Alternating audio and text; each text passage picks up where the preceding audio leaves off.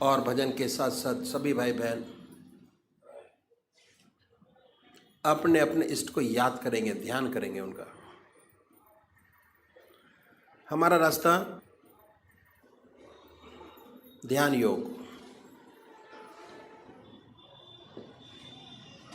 ध्यान योग का है।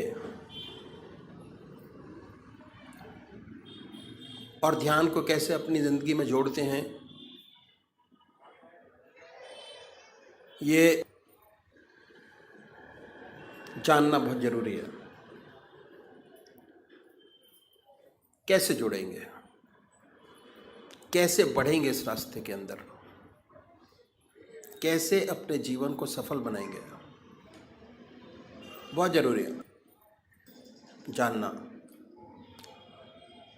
सबसे बड़ी बात यह है कि हमारा देश जो है आध्यात्मिक देश है, और हमारे देश में 99% लोग ऐसे हैं जो परमात्मा को मानते हैं और अपने किसी न किसी ढंग से परमात्मा का पूजा करते हैं।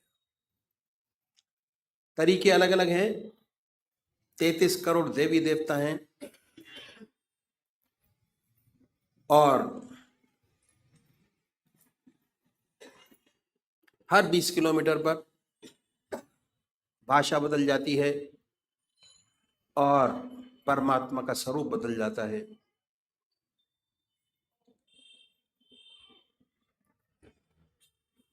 तो हम सब लोग जानते हैं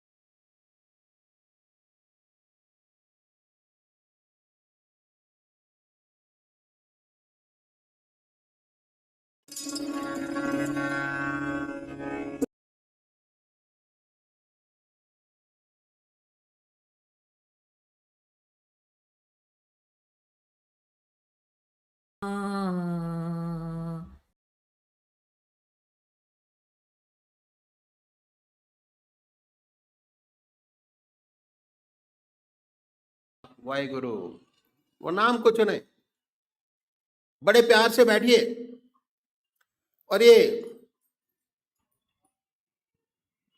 सुख आसन से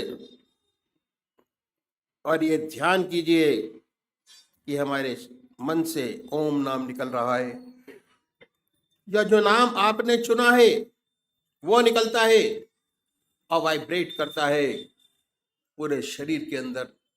उसके वाइब्रेशंस को महसूस करें, उसकी प्रेजेंस को महसूस करें और उसके आनंद से आनंदित होइए। ये पूरा रास्ता ध्यान योग का आनंद ही आनंद का है। बस थोड़ा समझने की जरूरत है।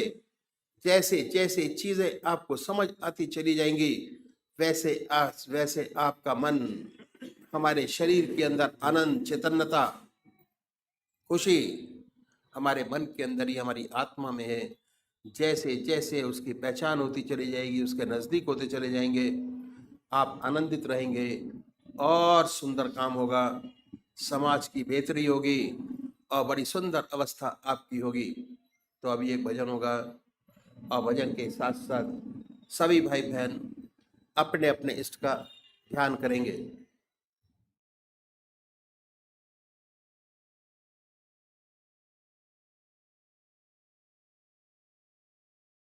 गुरुर्ब्रह्मा गुरुर्विष्णु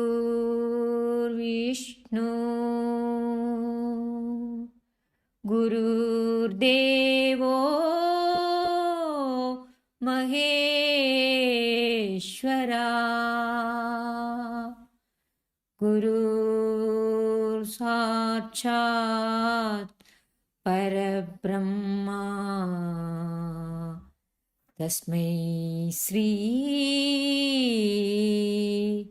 गुरुवे नमः। मेरे पास रहो मेरे प्रभु, मेरे पास रहो मेरे प्रभु, अवगुण मेरा दूर करो,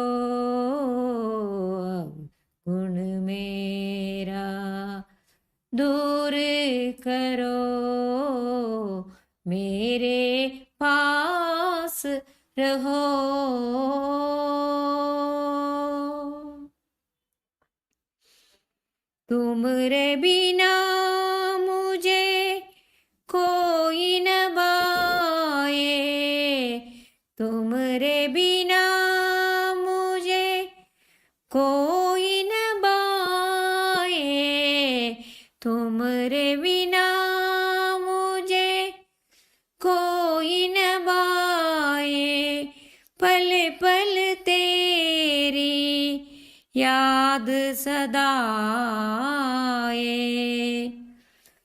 मुझे तिहारे पद कमलों में, मुझे तिहारे पद कमलों में प्रभु जी शरण दे दो। मेरे पास रहो, मेरे प्रभु मेरे पास रहो।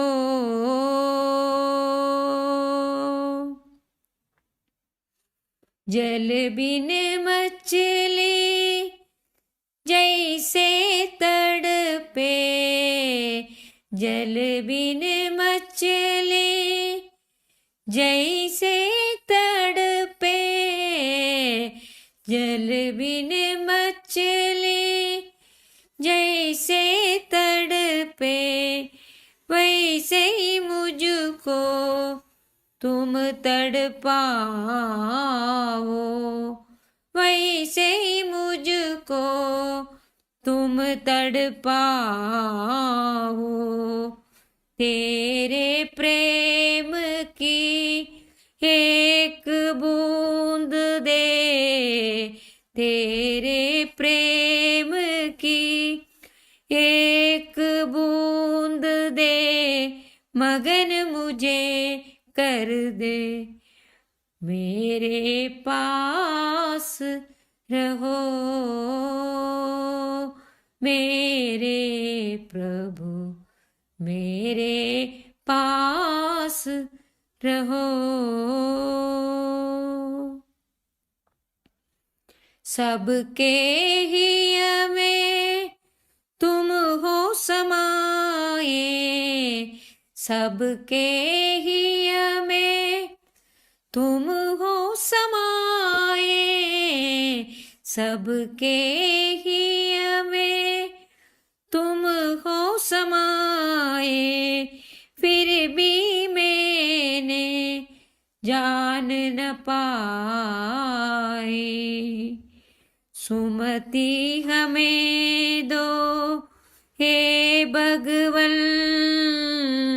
सुमति हमें दो हे भगवन, तुम्हारी शरण में पाऊं। मेरे पास रहो, मेरे प्रभु मेरे पास रहो। अवगुण मेरा दूर करो, अवगुण मेरा दूर करो, मेरे पास रहो।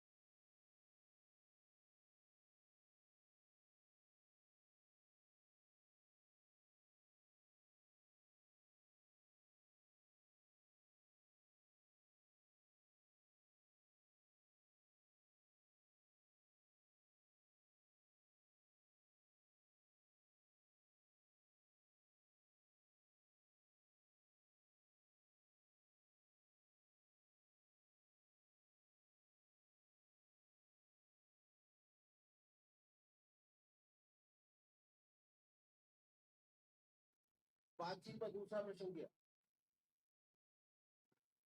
कि महाराज आप बाल ब्रह्मचारी हैं या जब संन्यास किया तो गृहस्थी थे? उत्तर मिला मैं गृहस्थी था। मेरे स्त्री अब 2 बच्चे थे, उनको छोड़कर मैंने रास्ता अपनाया। बातचीत होती रही।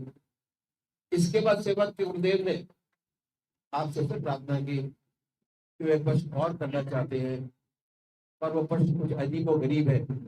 ये पहले तो क्षमा यात्रा मांगता हूँ। मैं किसी के हृदय को दुखाना नहीं चाहूंगा। महाराज चुप हो गए और ऐसा प्रतीत हुआ जैसे ध्यान में चले गए। कुछ समय बाद आपने आंखें खोली और आंखें खोलकर आपने कहा कि भाई आपको पूछना चाहते थे। महाराज जी ने फिर अपनी बात दोहराई कि प्रश्न कुछ अजीब और गरीब है, टेढ़ा है, पहले से क्षमा करें, मैं किसी को हृदय को दुखाना नहीं चाहूंगा। आप इतने ऊंचे रास्ते पर लगे हुए हैं। मेरे मन के अंदर एक प्रश्न आया, वो मैंने आपके सामने रखने की कोशिश की। और उसके बाद उन्होंने प्रश्न किया कि क्या आपको अभी भी अपने बीवी बच्चों की याद आ जाती है? महाराज जी चुप हो गए, खामोश हो गए और ध्यान में चले। 10 मिनट बाद आंखें खोली और कहने लगे कि बच्चा सब यही है कि आज भी मुझे अपने बीवी बच्चों की याद आ जाती है। और जब मैं अपने गांव के पास से निकल जाता हूँ जहाँ पर मैं रहने वाला हूँ, तो याद बिल्कुल ताजा हो जाती है कि ये मेरा खेत, ये मेरा मकान, ये मेरी दुकान। अब बच्चे बड़े हुए, उन्होंने काम काज संभाल लिया। वाकई में बहुत ऊंचे महात्मा थे। गुरुदेव जी ने आपके चरण छुए। संन्यास लेते ही आश्रम बदल जाता है और संन्यास के अपने यम नियम है।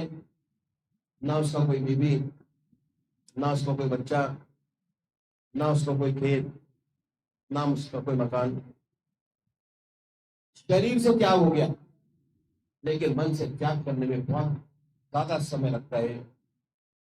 और दूसरी बात क्या है कि त्याग का बहुत बड़ा अहंकार होता है। हम त्यागी हैं, बहुत बड़ा अहंकार है। और हम गृहस्थी लोग कभी कभी संसार से दुखी होकर आप लोगों के पास चले जाते हैं, कष्ट करते हैं कि महाराज हम दुखी हैं, कोई उपाय बताइए कि मन को शांति मिले। और उपाय भी बताते हैं, परमात्मा को याद करो, परमात्मा का सच्चा ध्यान करो, परमात्मा में सच्ची भक्ति करो। इसी से उद्धार होगा, इसी से आपके सारे कष्ट खत्म होंगे। और हम लोग करते ही हैं, लेकिन हो नहीं पाता। तो नहीं हो पाता तो फिर चले जाते हैं, कष्ट करते कि महाराज कोशिश तो करते हैं पर होता नहीं। और सुनने में यही आता है कि आप गृहस्थी हो, आपका रास्ता ही नहीं है, आप गृहस्थ का पालन करो। ये सारी बातें सामने आती हैं तो अक्सर सुनने में आ जाता है। तो सन्यासियों में शुरू शुरू से भावना हृदय में पैदा हो जाती है कि हम सर्व साधारण मनुष्यों से कुछ अलग है। सूक्ष्म अहंकार अंदर ही अंदर पैदा हो जाता है। जहाँ अहंकार है वो परमात्मा नहीं। दूसरी बात यह है कि ज्यादातर व्यक्ति किसी न किसी परेशानी में पड़कर दुखी होकर वैराग्य पैदा हो जाता है और संन्यास ले बैठते हैं। संन्यास के अपने नियम है, कठोर तपस्या, आसन की सिद्धि, प्राणायाम, बहुत लोगों से तो बनता नहीं। जिनसे बनता है वे कठोरता से अपने मन को साधते हैं। इस अभ्यास में दबाव रहता है और दबाव के कारण बहुत सी विद्या सिद्धियां प्राप्त हो जाती है। ऐसे महात्मा जो संसार में रहते, संसार की सेवा करने के लिए। तो ये जो इस रास्ते के दुश्मन है, काम, क्रोध, लोभ और अहंकार, रास्ते के समूल नष्ट नहीं हुए रहते, डॉर्मेंट हो गए होते हैं, और जब ये संसार में आते हैं, संसारिक वस्तुओं से दोबारा संपर्क होता है, तो बहुत सी अनहोनी बातें सुनने को मिलती है। तो सबसे बड़ी बात क्या है कि जब जब तक परमात्मा की सच्ची प्राप्ति नहीं हो जाती, तब तक काम, क्रोध, लोभ, मोह, अहंकार पर छुटकारा नहीं मिलता। जिन्हें परमात्मा की प्राप्ति हो जाती है, इन पर उनका नियंत्रण हो जाता है। ऐसा कोई उच्च कोटि का घटना होता है, ऐसा बदला संसार का बड़ा कल्याण करता है, संसार को बड़ा लाभ होता है।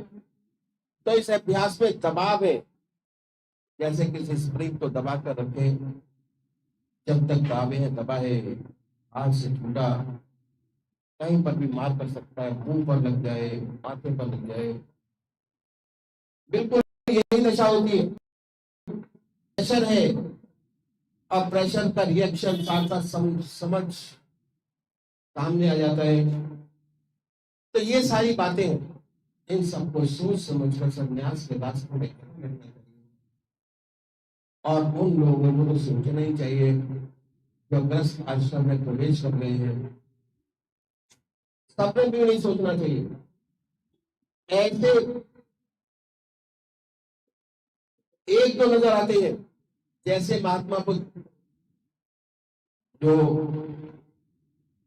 ग्रस्त में थे, संसार छोड़ के चले गए, परमात्मा को प्राप्त किया। लेकिन हजार पीछे 999 अस्पताल ऐसी बहुत सी घटनाएं आई, घर का छोड़ी, बच्चे छोड़े, कुछ न कर पाया। तो ये सारी चीजें हैं, इन सबको सोच समझकर। दूसरी बात क्या है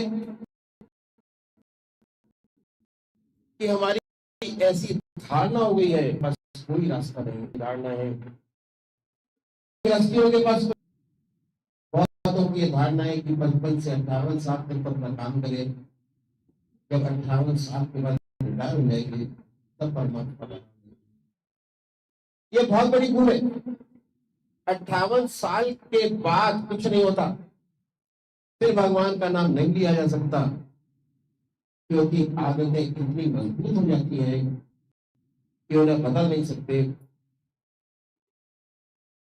आप बैठ नहीं सकेंगे, ध्यान करने की बात तो अलग गई। तो ये भावना हमारे अंदर जो आ गई बहुत गलत है कि 58 साल के ध्यान देंगे, बहुत गलत है, फिर नहीं होगा।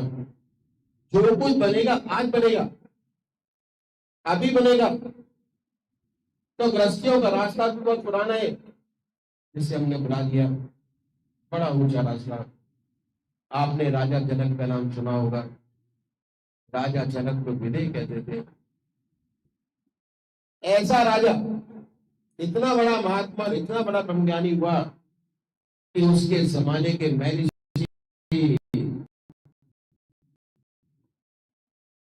अपने शिष्यों को उनके पास भेजते थे कि कह दे कि तो राजा, और राज का कितना कार्यभार उसके ऊपर था, कितनी जिम्मेदारियां थी। उन सब जिम्मेदारियों को भली भांति निभाते हुए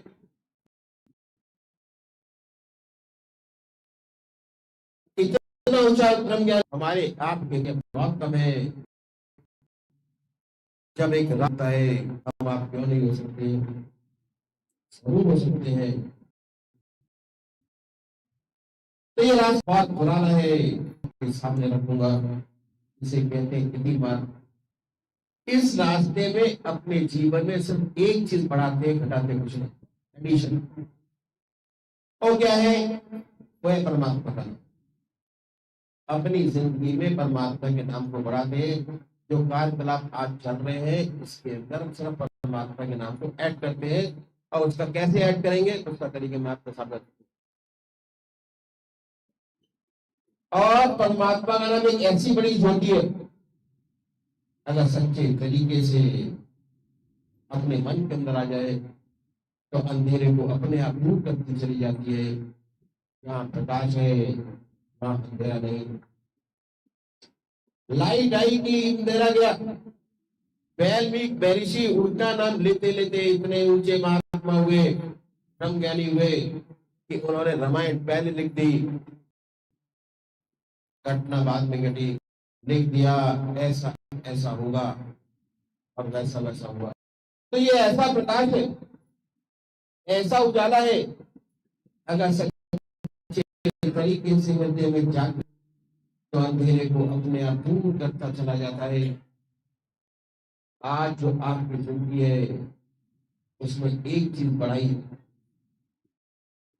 इस रास्ते में जो हमारे सदगुरु हुए, एक के पीछे उन्होंने परमात्मा को पाने के लिए,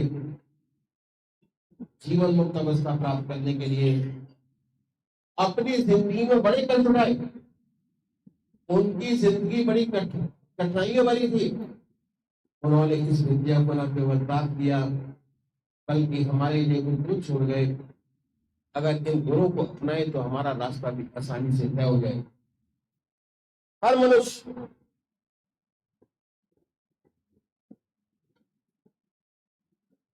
अब देखना यह है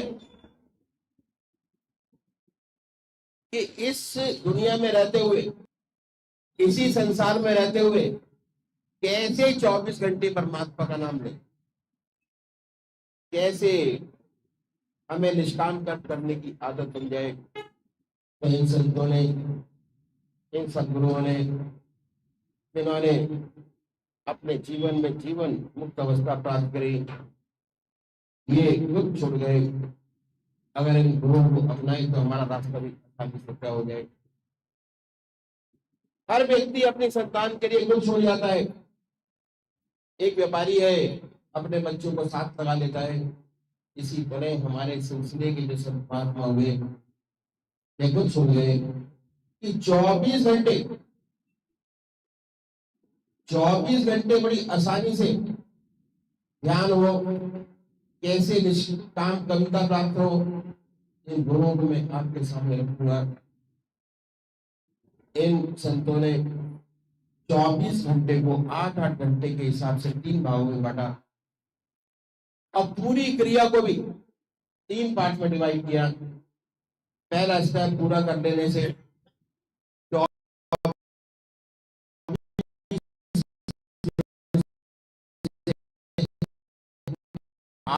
8 घंटे आपके, दूसरा से 16 घंटे आपके अपने हो जाएंगे और स्टेप पूरा 24 परमात्मा की याद बनी रहेगी। अभी मैं साधन की पहली सीढ़ी आपके सामने रखता हूँ, जिसमें 8 घंटे आपके अपने हो जाएंगे। पहली बात जो संतों ने बताई कि परमात्मा ने बड़ी असीम दया कृपा कर हमको मनुष्य योनि प्रदान की है। ये सबसे बड़ी उसकी देन है जो हमें प्राप्त है। मनुष्य योनि एक ऐसी योनि है जिसमें परमात्मा ने विवेक बुद्धि दी है, कर्म करने का अधिकार दिया है, स्वाधीनता दी है। बाकी 84 लाख योनियां भोग योनियां हैं। बड़ी दया कृपा करके हमें ईश्वर ने मौका दिया, पूरा पूरा लाभ उठाना चाहिए।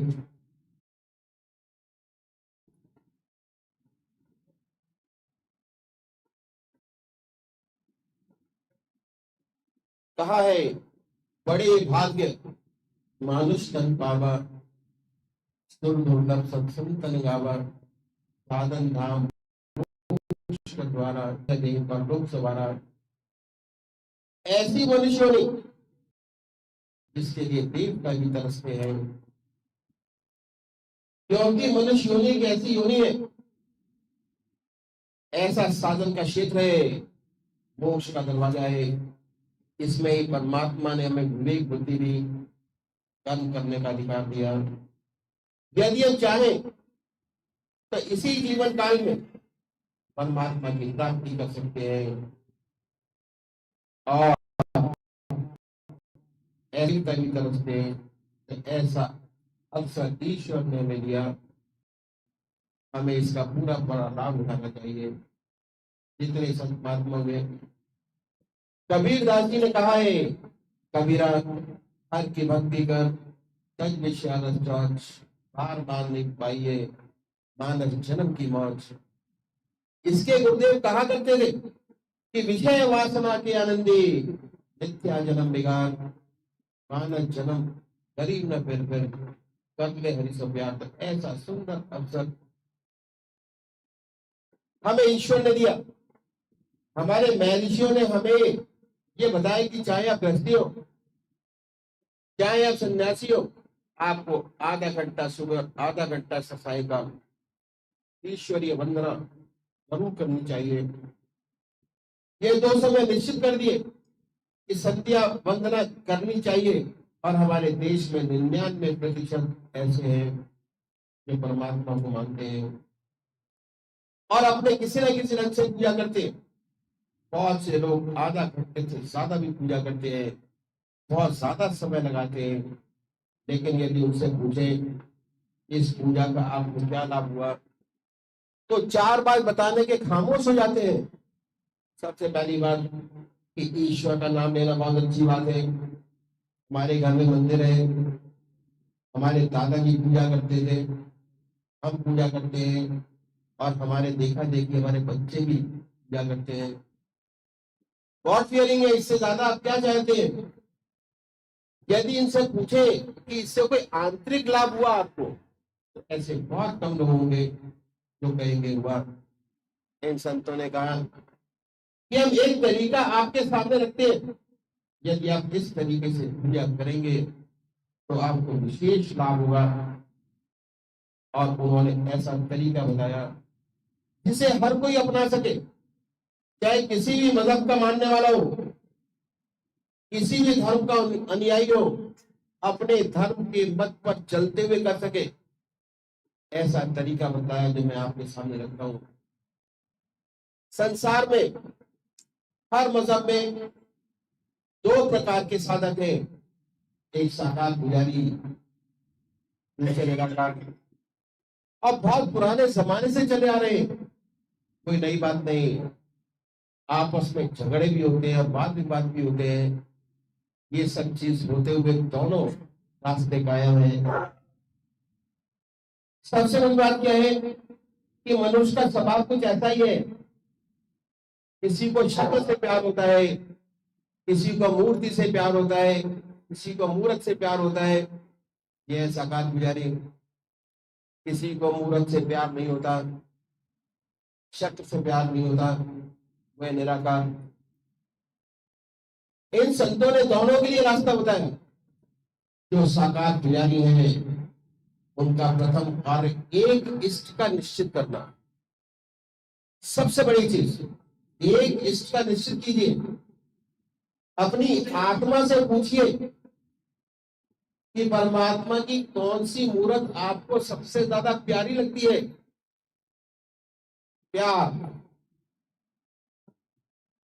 जिसमें आप भगवान की सबसे ऊंची भावना डाल सकते हैं, उसे अपनाइए, उसको अपना इष्ट माने, उसी की पूजा करें, उसी का ध्यान करें, उसी को याद करें, उसे कभी बदले नहीं। ऐसा नहीं कि आज आप राम जी की पूजा करें, कल कृष्ण की, परसों मां की। अगर रोज रोज बदलेंगे इसका विशेष लाभ आपको नहीं होगा। दरअसल में पूजा का जो मकसद है वह चित्त की एकाग्रता प्राप्त करना और उससे ऊपर उठे तो मैं कहूंगा कि चित्त की वृत्तियों का निरोध प्राप्त करना। ऐसी हालत जिसमें विचार शून्यता पैदा हो जाए, वो जब भी हो सकता है जब आपका एक इष्ट हो। पूजा करें कैसे? उषा का कंबल हो, उषा का आसन, धूप बत्ती अगरबत्ती जलाएं। अगर पूजा का स्थान आपके घर के अंदर निश्चित है तो बड़ी अच्छी बात है। अगर निश्चित नहीं है तो कोई बात नहीं, बड़े प्यार से उस स्थान पर जाइए। उषा का या कोई भी आसन बिछाए, साफ सुथरा, धूप बत्ती जलाए बड़े प्यार से। साफ सुथरी चादर बिछी हो, रात्रि का वस्त्र बदल कर बैठे। अगर स्नान नहीं कर सकते तो कोई बात नहीं, मुंह हाथ धोकर बैठे, बड़े प्यार से बैठिए और फिर कल्पना करें कि आपका इष्ट आपके सामने सशरीर विद्यमान है। बाई थॉट ख्याल से उसके बाद कोई भक्ति भरा भजन गाइए, कट ऑफ संसारिक से अपने इष्ट देव के प्रति। तो क्या होगा, कोई भजन गाएंगे, आपके बैरमुखी विचारों की दुनिया से मन हटकर आपके इष्ट देव की तरफ लगेगा। और उसके बाद अपने इसका ध्यान कीजिए। बड़ी बड़ी आंखें हैं, गोल चेहरा है, जटाएं हैं, सर्पों की माला है। जैसे पेंटर अपने सामने किसी, अगर उसको कहा जाए कि अपने इस देव की मूर्त बना दो, बड़े प्यार से मन के अंदर वो चीजें बना देगा, जहां कहेंगे वो उतार देगा। इसी प्रकार जो मूर्त आपको सबसे ज्यादा अच्छी लगती है उसको अपने सामने बनाए कि साथ शरीर विद्यमान है। अब फोटो में नहीं है, मूर्त में नहीं है, साथ शरीर हमारे सामने विद्यमान है। क्या होगा, जितनी ऊंची भावना आपके इसके प्रति होगी उतनी जल्दी आपका मन उनके चरणों में लगेगा, उतनी जल्दी रह रहे तो उनकी याद आएगी। आप घर के अंदर ही एग्जाम्पल देख लीजिए, जो बच्चा आपको सबसे ज्यादा प्यारा होता है विदेश में है और उसकी खबर आती है कि उसको बीमारी हो गई, रह रह की उसकी याद आती है, सपने में वही आता है, दिन में भी वही आता है, रात में भी वही आता है, रह रह की उसकी याद आती है। अगर इस तरीके से अपने इष्ट देव को प्यार करके अपने सामने बना के अपने सामने बैठाएंगे, जब भी खाली होंगे ऑटोमेटिक वो मूर्त आपके सामने आ जाएगी, अपने आप मन लगेगा। कोशिश करने की कोई जरूरत नहीं, कोई प्रेशर नहीं, बड़े प्यार से आपका मन लगेगा। और जब आप उनको याद करेंगे तब आपको उनकी याद आएगी। तो ये करना है। उसके बाद जब बाहर की तरफ वो मूर्त बन जाए पवित्र, उस मूर्त को अपने हृदय में उतारिए, दिल की हर धड़कन पर बैठाइए। दूसरा विचार नहीं आएगा। अगर आप आधा घंटा सुबह पूजा करते हैं, 20 मिनट ध्यान करते, आधे घंटे में कोई सांसारिक दूसरा विचार नहीं आएगा। ये प्रैक्टिस, अभ्यास आज नहीं होगा, कल नहीं होगा, परसों होगा।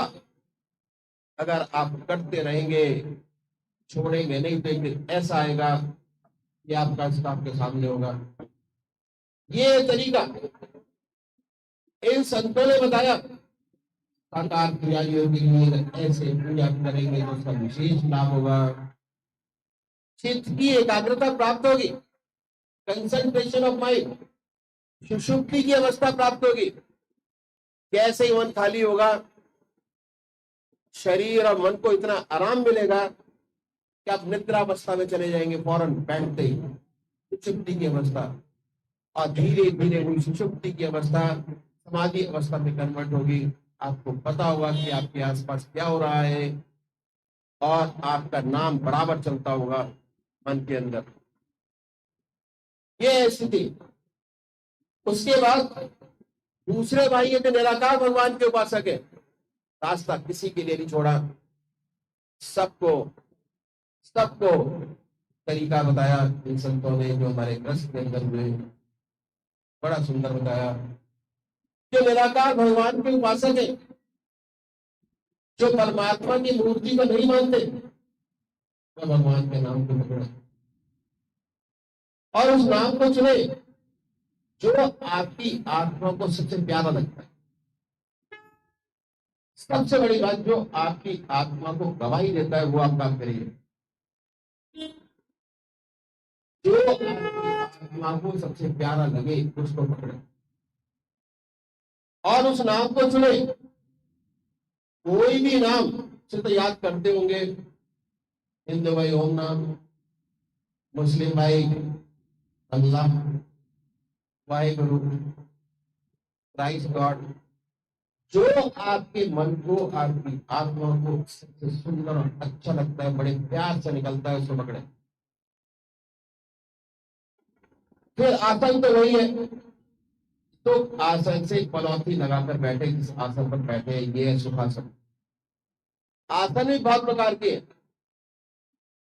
आसन भी सिद्ध किए जाते हैं, मगर हमारे उस चीजों के ऊपर कोई प्रेशर नहीं है जिस पोज पर आप आराम से बैठ के लेटने के अलावा, लेट के नाम नहीं लिया जा सकता, लेटने के अलावा जो पोज आपको सबसे ज्यादा अच्छा लगता है, जिसमें आप आराम से बैठ सकते हैं, उसे बड़े प्यार से बैठे। सुख आसन से बैठे, निगाह नीचे रख के हृदय की तरफ, और आनंदमय अवस्था बनाइए कि प्रभु अब तो आपके चरणों में बैठा हूं। आनंदमय अवस्था, कोई टेंशन नहीं, हटा दिए सारी टेंशन, बड़े प्यार से।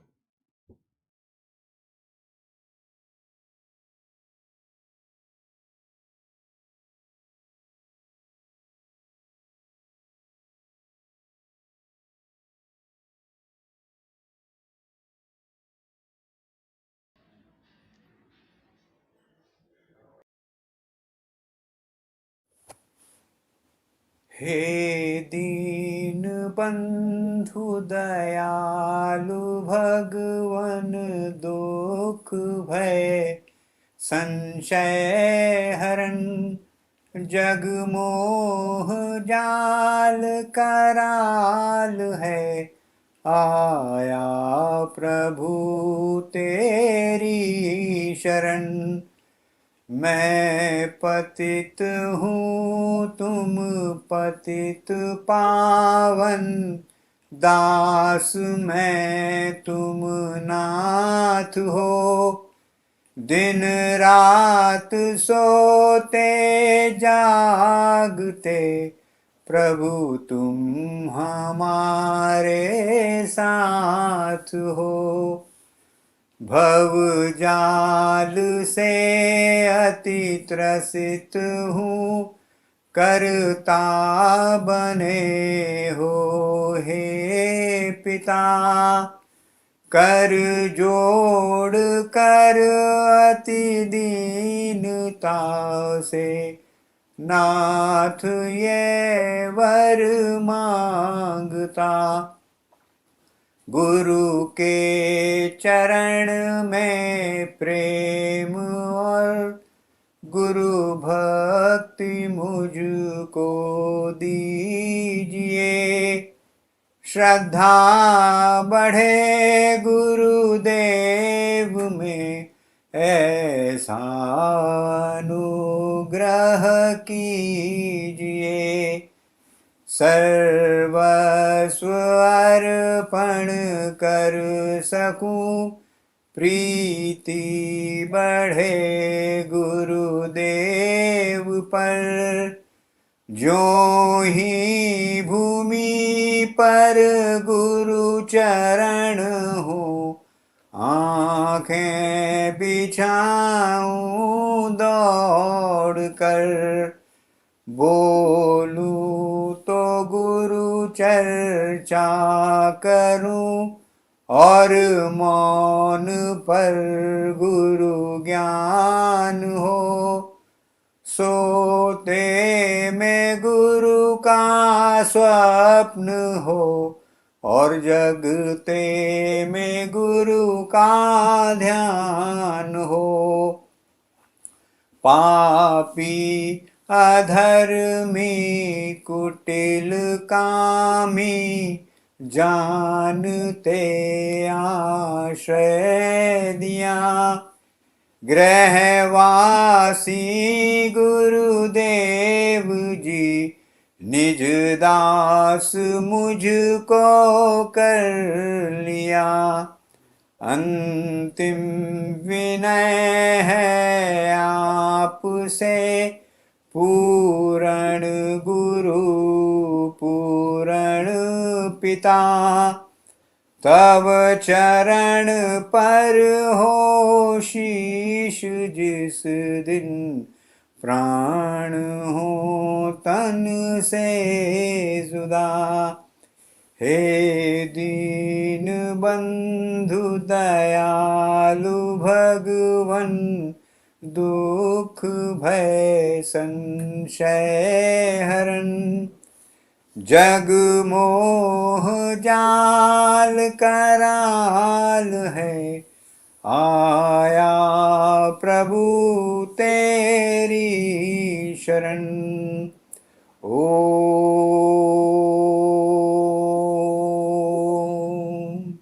शांति शांति शांति।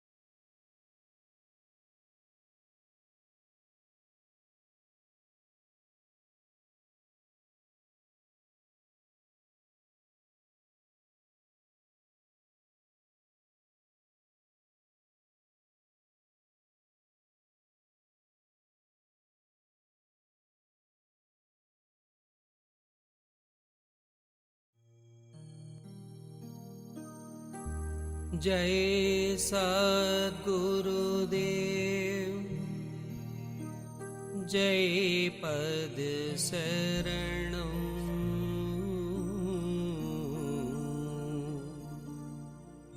श्री स्वरूप चरणं शरणं। जय सद्गुरुदेव, जय पद शरणं।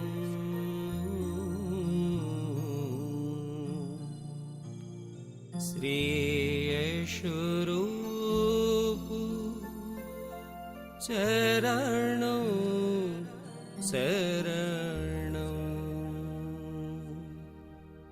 जय सद्गुरुदेव, जय पद शरणं। श्री स्वरूप चरणं शरणं। जय सद्गुरुदेव, जय पद शरणं। श्री स्वरूप चरणं शरणं। जय सद्गुरुदेव, जय पद शरणं। श्री स्वरूप चरणं शरणं। जय सद्गुरुदेव, जय पद शरणं। श्री स्वरूप चरणं शरणं। जय सद्गुरुदेव, जय पद शरणं। श्री स्वरूप चरणं शरणं। जय सद्गुरुदेव, जय पद शरणं। श्री स्वरूप चरणं शरणं।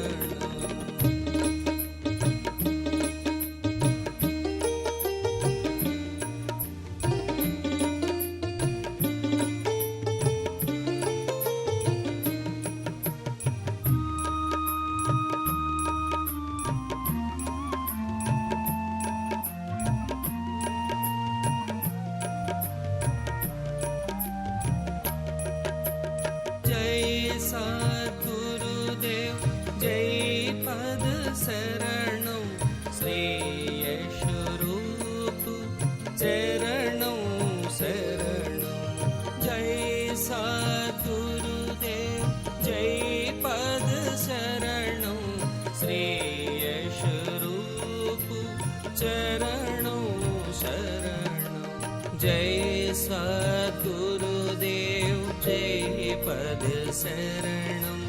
श्रेयशरूप चरणों शरणं जय सद्गुरुदेव जय पद शरणं श्रेयशरूप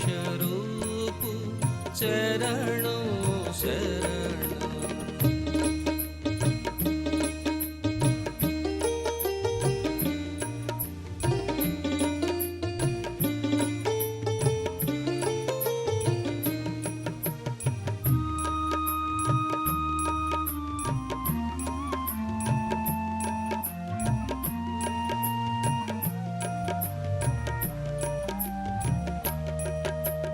जय सद्गुरुदेव जय पद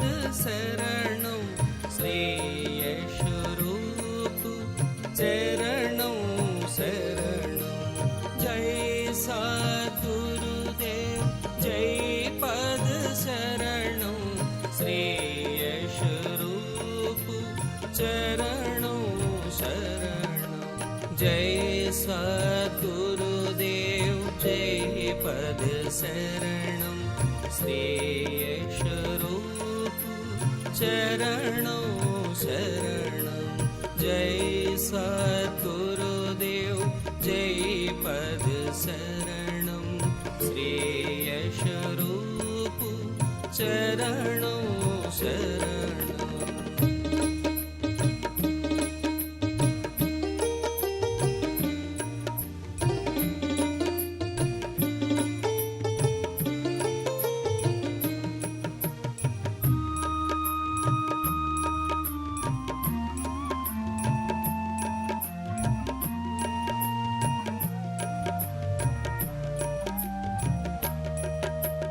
जय सद्गुरुदेव जय पद शरणं श्रेयशरूप चरणों शरणं जय सद्गुरुदेव जय पद शरणं श्रेयशरूप चरणों शरणं जय सद्गुरुदेव जय पद शरणं श्रेयशरूप चरणों शरणं जय सद्गुरुदेव जय पद शरणं श्रेयशरूप चरणों शरणं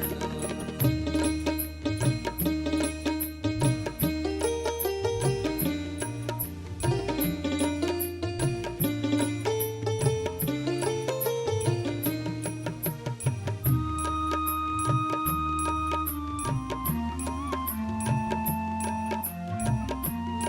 श्रेयशरूप चरणों शरणं जय सद्गुरुदेव जय पद शरणं श्रेयशरूप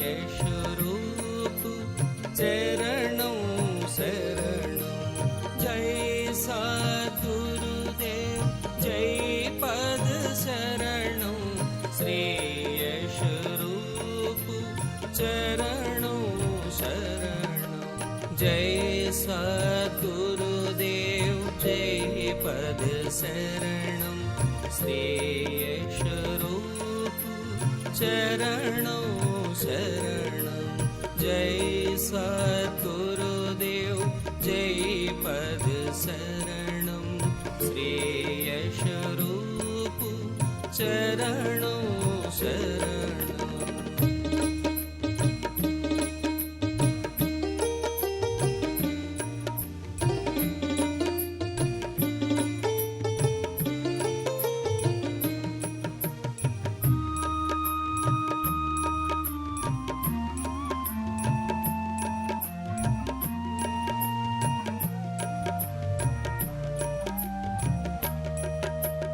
जय सद्गुरुदेव जय पद शरणं श्रेयशरूप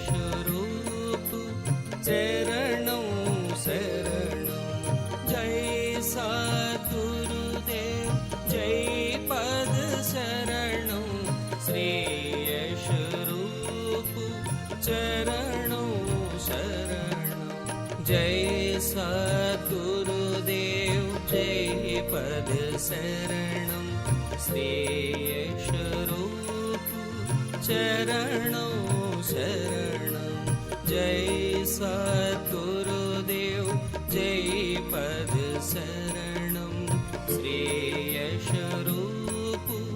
चरणं शरणं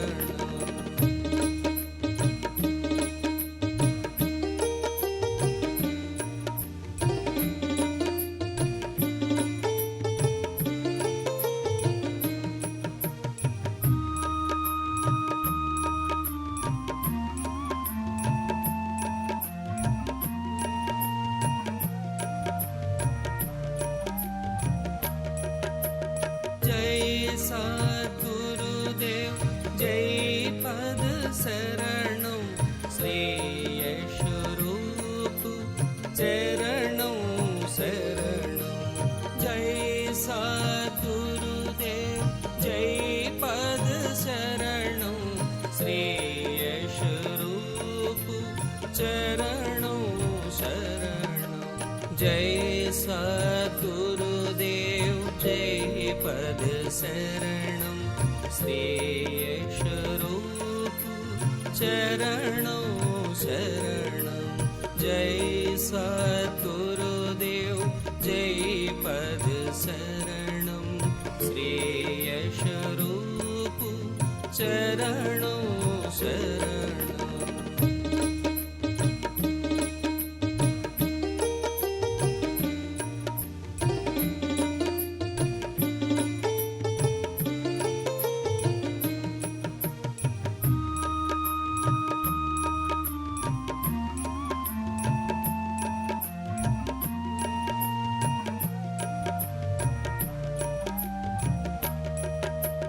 जय सद्गुरुदेव जय पद शरणं श्रेयस्वरूप चरणं शरणं जय सद्गुरुदेव जय पद शरणं श्रेयस्वरूप चरणं शरणं जय सद्गुरुदेव जय पद शरणं श्रेयस्वरूप चरणं शरणं जय सद्गुरुदेव जय पद शरणं श्रेयस्वरूप चरणं शरणं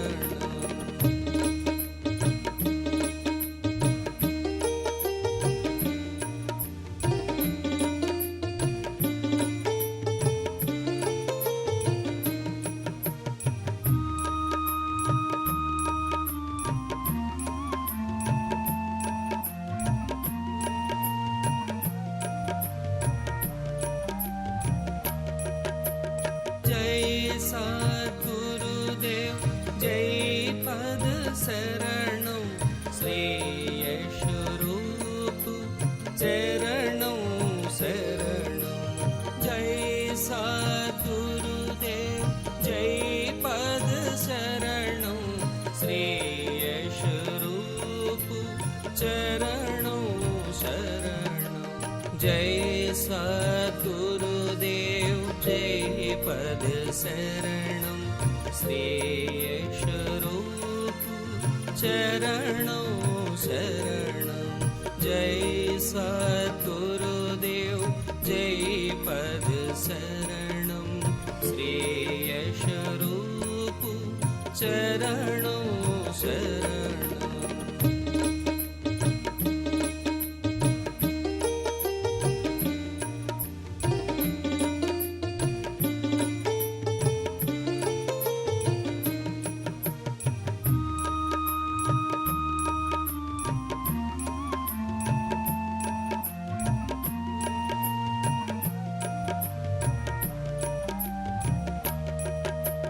जय सद्गुरुदेव जय पद शरणं श्रेयस्वरूप चरणं शरणं जय सद्गुरुदेव जय पद शरणं श्रेयस्वरूप चरणों शरणं जय सद्गुरुदेव जय पद शरणं श्रेयस्वरूप चरणों शरणं जय सद्गुरुदेव जय पद शरणं श्रेयस्वरूप चरणों शरणं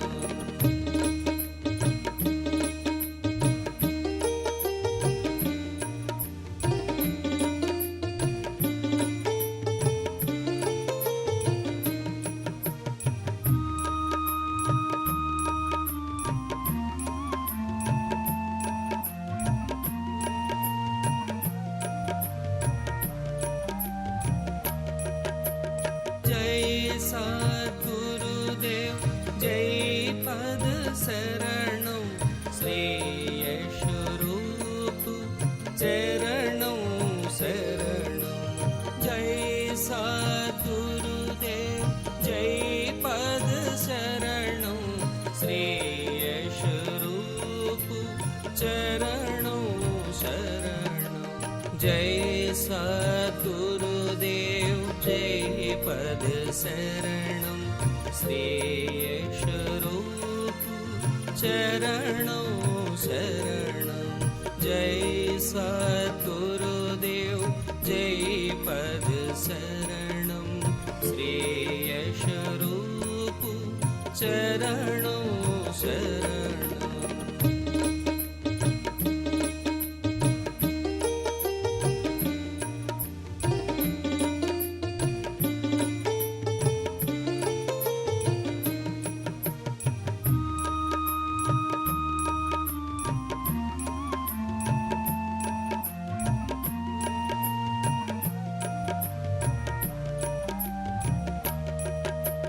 जय सद्गुरुदेव जय पद शरणं श्रेयस्वरूप चरणं शरणं जय सद्गुरुदेव जय पद शरणं श्रेयस्वरूप चरणं शरणं जय सद्गुरुदेव जय पद शरणं श्रेयस्वरूप चरणं शरणं जय सद्गुरुदेव जय पद शरणं श्रेयस्वरूप चरणं शरणं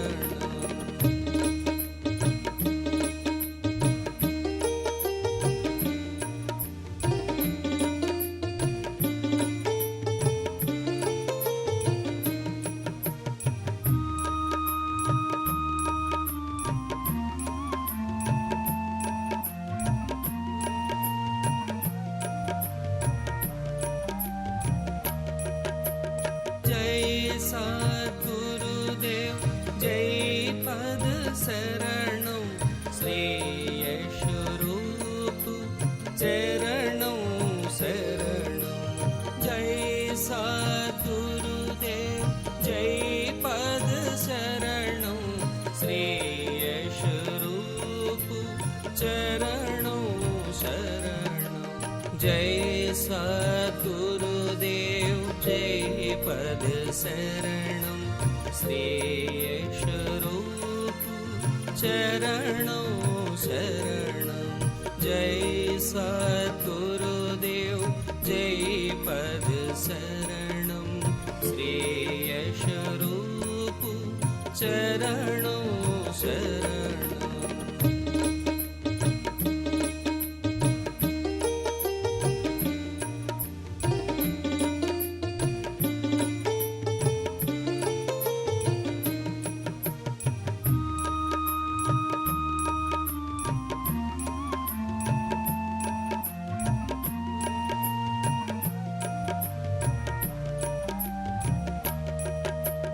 जय सद्गुरुदेव जय पद शरणं श्रेयस्वरूप चरणं शरणं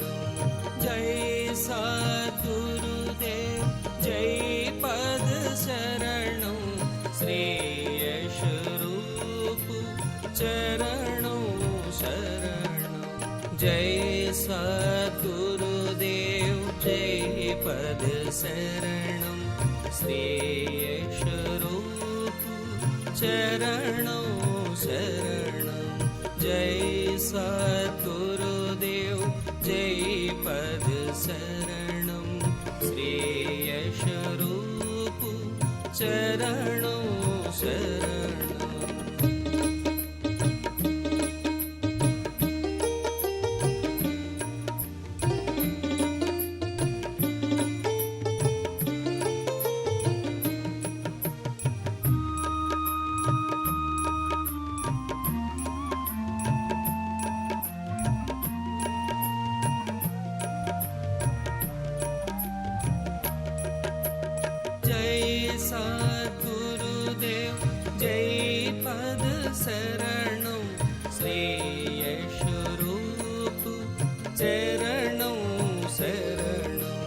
जय सद्गुरुदेव जय पद शरणं श्री यशरूप चरणं शरणं जय सद्गुरुदेव जय पद शरणं श्री यशरूप चरणं शरणं जय सद्गुरुदेव जय पद शरणं श्री यशरूप चरणं शरणं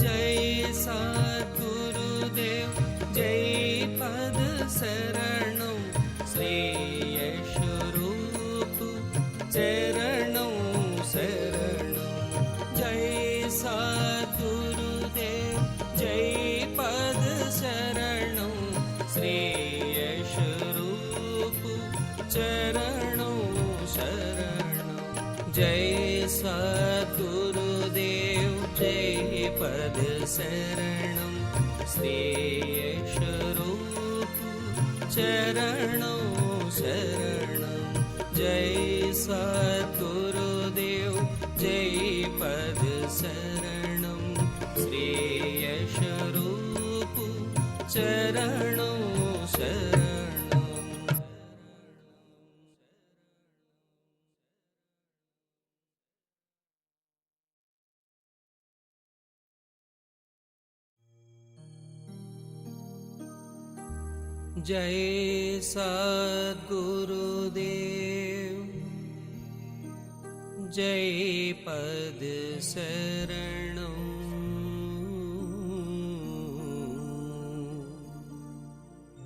श्री यशरूप चरणं शरणं जय सद्गुरुदेव जय पद शरणं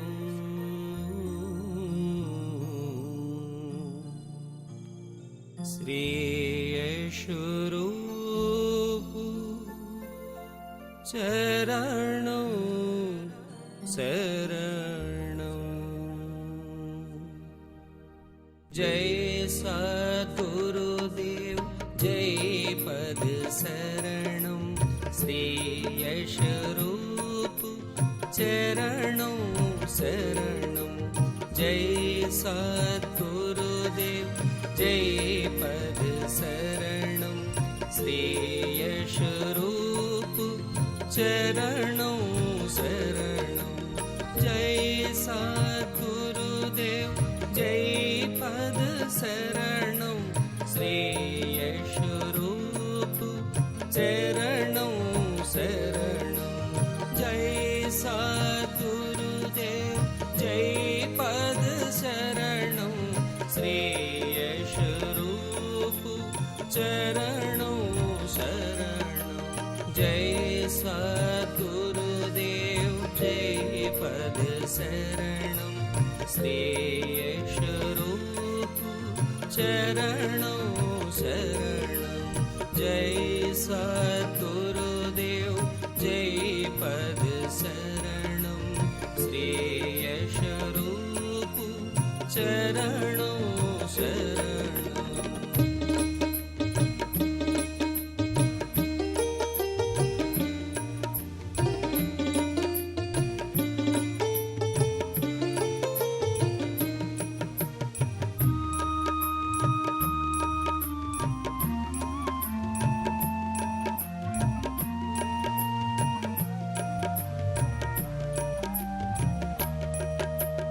जय सद्गुरुदेव जय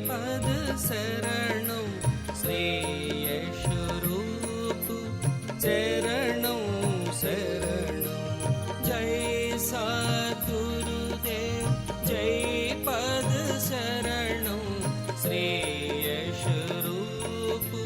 चरणं शरणं जय सद्गुरुदेव जय पद शरणं श्रेयस्वरूप चरणं शरणं जय सद्गुरुदेव जय पद शरणं श्रेयस्वरूप चरणं शरणं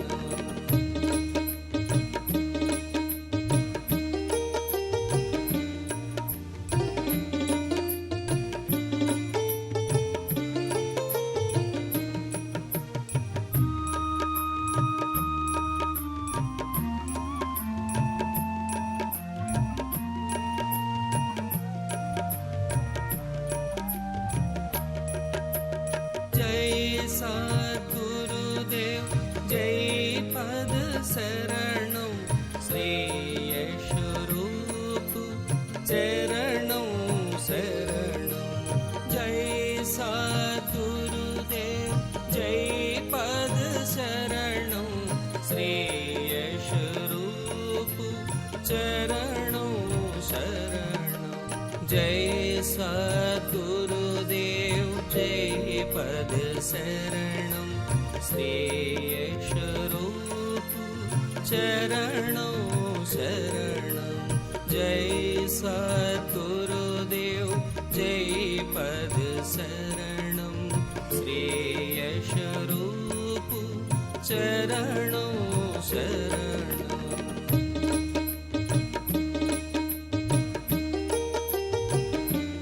जय सद्गुरुदेव जय पद शरणं श्रेयस्वरूप चरणं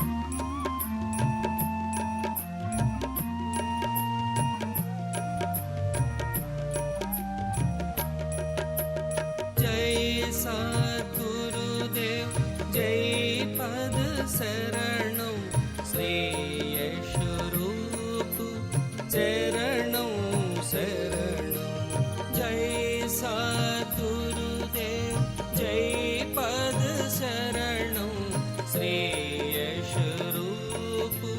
चरणं शरणं जय सद्गुरुदेव जय पद शरणं श्रेयस्वरूप चरणं शरणं जय सद्गुरुदेव जय पद शरणं श्रेयस्वरूप चरणं शरणं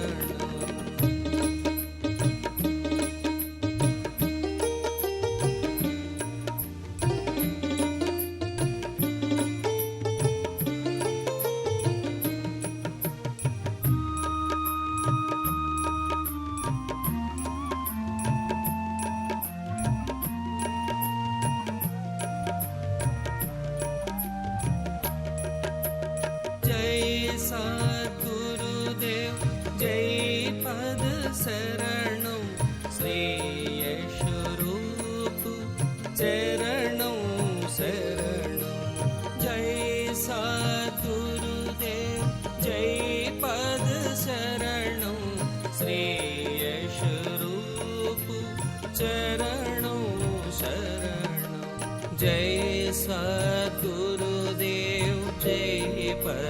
शरणं श्रेयशरूप चरणं शरणं जय सद्गुरुदेव जय पद शरणं श्रेयशरूप चरणं शरणं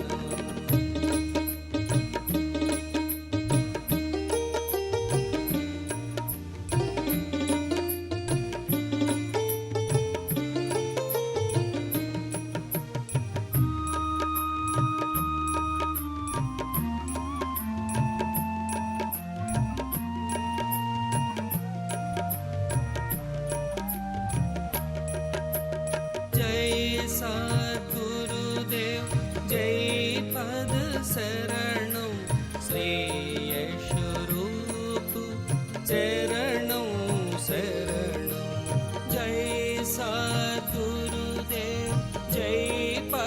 शरणं श्रेयशरूप चरणं शरणं जय सद्गुरुदेव जय पद शरणं श्रेयशरूप चरणं शरणं जय सद्गुरुदेव जय पद शरणं श्रेयशरूप चरणं शरणं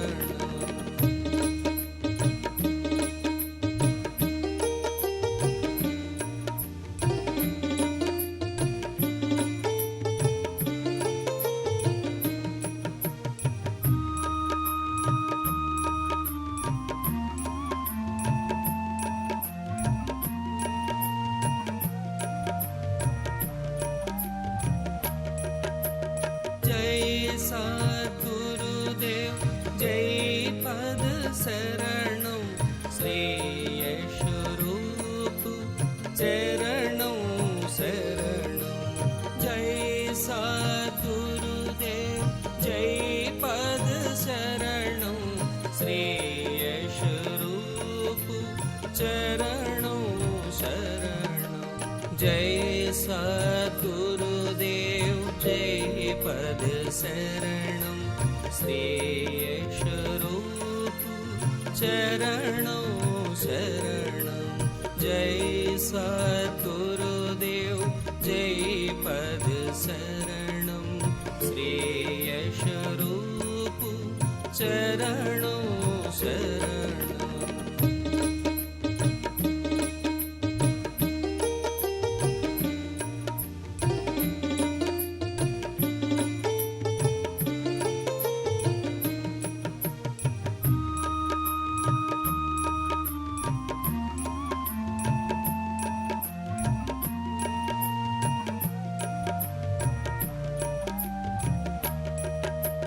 जय सद्गुरुदेव जय पद शरणं श्रेयशरूप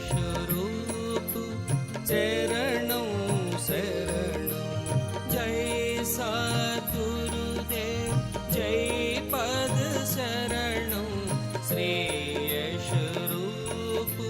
चरणं शरणं जय सद्गुरुदेव जय पद शरणं श्रेयशरूप चरणं शरणं जय सद्गुरुदेव जय पद शरणं श्रेयशरूप चरणं शरणं जय सद्गुरुदेव जय पद शरणं श्रेयशरूप चरणं शरणं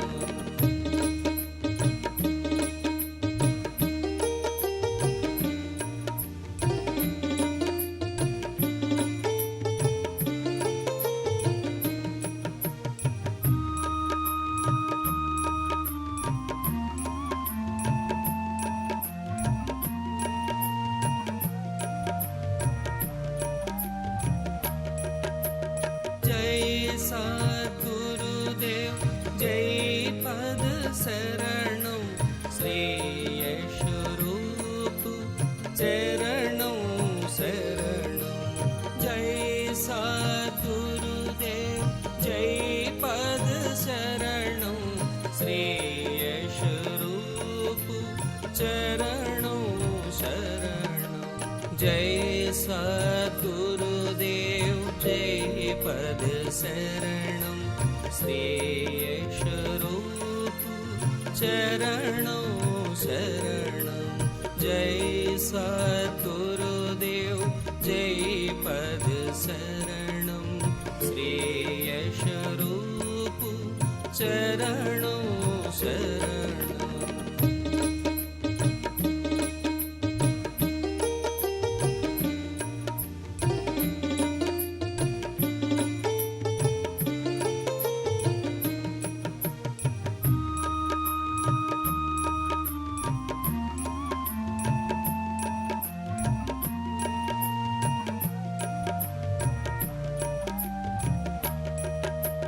जय सद्गुरुदेव जय पद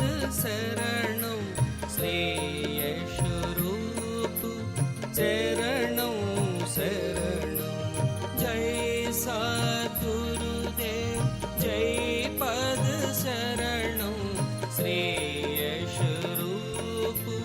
चरणं शरणं जय सद्गुरुदेव जय पद शरणं श्रेयस्वरूप चरणं शरणं जय सद्गुरुदेव जय पद शरणं श्रेयस्वरूप चरणं शरणं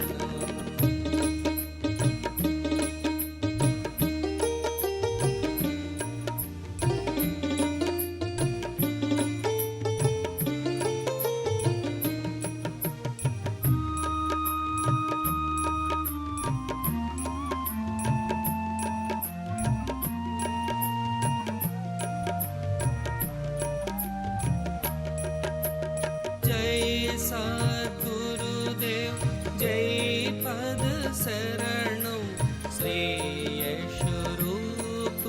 चरणं शरणं जय सद्गुरुदेव जय पद शरणं श्रेयस्वरूप चरणं शरणं जय सद्गुरुदेव जय पद शरणं श्रेयस्वरूप चरणं शरणं जय सद्गुरुदेव जय पद शरणं श्रेयस्वरूप चरणं शरणं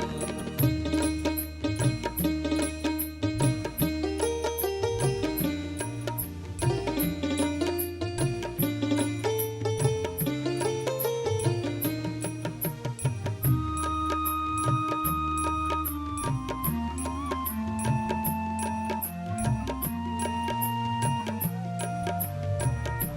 शरणं जय सद्गुरुदेव जय पद शरणं श्रेयस्वरूप चरणं शरणं जय सद्गुरुदेव जय पद शरणं श्रेयस्वरूप चरणं शरणं जय सद्गुरुदेव जय पद शरणं श्रेयस्वरूप चरणं शरणं जय सद्गुरुदेव जय पद शरणं श्रेयस्वरूप चरणं शरणं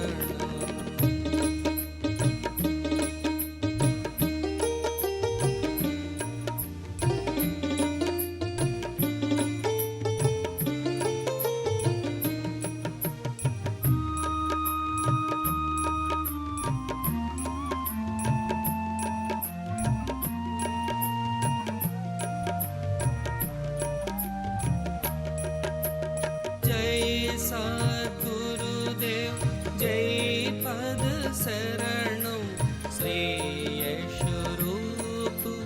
चरणं शरणं जय सद्गुरुदेव जय पद शरणं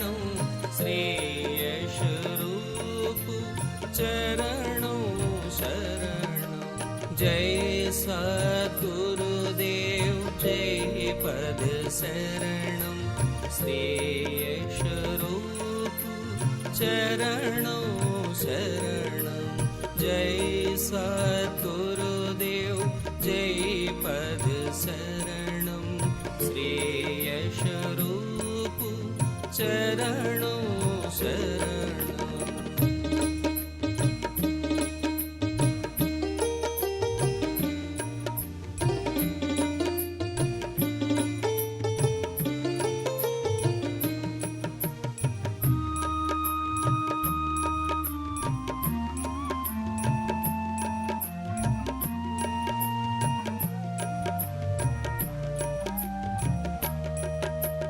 जय सद्गुरुदेव जय पद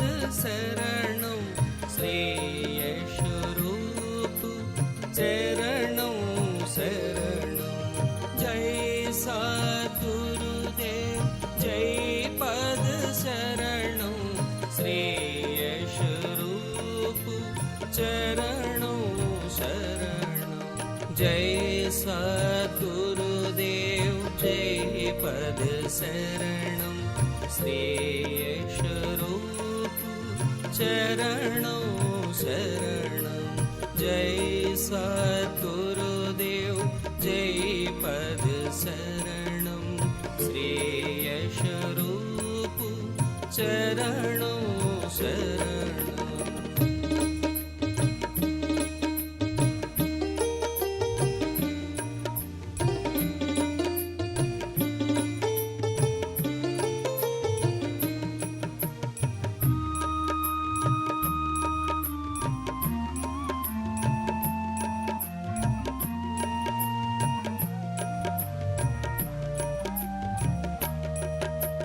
जय सद्गुरुदेव जय पद शरणं श्रेयशरूप चरणं शरणं जय सद्गुरुदेव जय पद शरणं श्रेयशरूप चरणं शरणं जय सद्गुरुदेव जय पद शरणं श्रेयशरूप चरणं शरणं जय सद्गुरुदेव जय पद शरणं श्रेयशरूप चरणं शरणं जय सद्गुरुदेव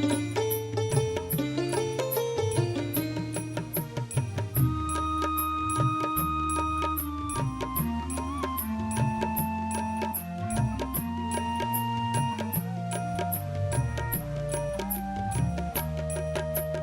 जय सद्गुरुदेव जय पद शरणं श्रेयशरूप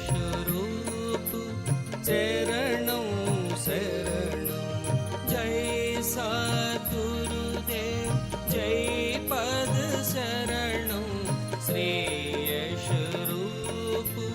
चरणं शरणं जय सद्गुरुदेव जय पद शरणं श्रेयशरूप चरणं शरणं जय सद्गुरुदेव जय पद शरणं श्रेयशरूप चरणं शरणं